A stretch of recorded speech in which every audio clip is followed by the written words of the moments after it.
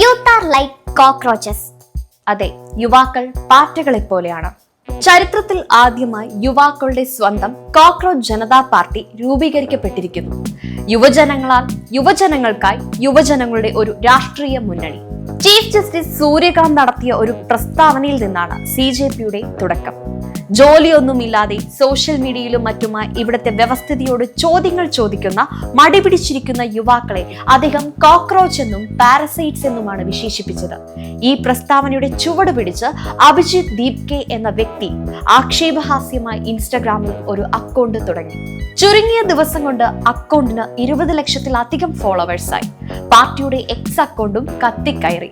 പുതിയ മുന്നേറ്റത്തിന്റെ ഭാഗമാകാൻ 1 ലക്ഷത്തിലധികം ആളുകൾ ഓൺലൈൻ വഴി ഔദ്യോഗികമായി സൈനപ്പും ചെയ്തു.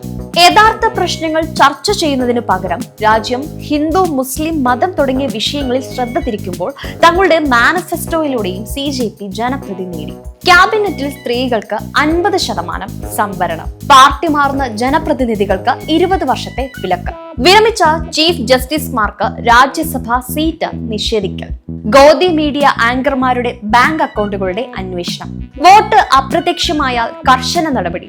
ഇങ്ങനെ ജനങ്ങളെ ബാധിക്കുന്ന വിഷയങ്ങളിൽ കൃത്യമായ ന്യായമായ ആവശ്യങ്ങൾ. മഹുവ മൊയ്ത്ര, കീർത്തി ആസാദ് തുടങ്ങിയ പ്രമുഖ രാഷ്ട്രീയക്കാർ പോലും CJPയെ പ്രശംസിച്ചതിന് കാരണവും ഇതുതന്നെ. പാർട്ടിയിൽ ചേരുവാനുള്ള യോഗ്യതകളും ഇതിനിടെ ചർച്ചയായി. നിരന്തരം ഓൺലൈനിൽ ഇരിക്കുന്നവർ, പ്രൊഫഷണലി ഫ്രസ്ട്രേറ്റഡ് ആയവർ, സിസ്റ്റം കാരണം തൊഴിൽ രഹിതരായവർ എന്നിവർക്കായി പാർട്ടി വാതിലുകൾ തുറന്നിട്ടു. ഇവയൊക്കെ ആയതോടെ CJPക്ക് ജനപിന്തുണയും ഏറി. എന്തായാലും ഒന്നുറപ്പാണ്, വ്യവസ്ഥിതിയോടും മാധ്യമങ്ങളോടും ചോദ്യങ്ങൾ ചോദിക്കുന്ന യുവാക്കളുടെ പ്രതീകമായി കോക്രോച്ച് എന്ന വാക്ക് മാറിയിരിക്കുകയാണ്. പേരെന്ത് തന്നെയായാലും ചോദ്യങ്ങൾ ചോദിക്കുന്നത് ഈ തലമുറ അവസാനിപ്പിക്കുന്നില്ല.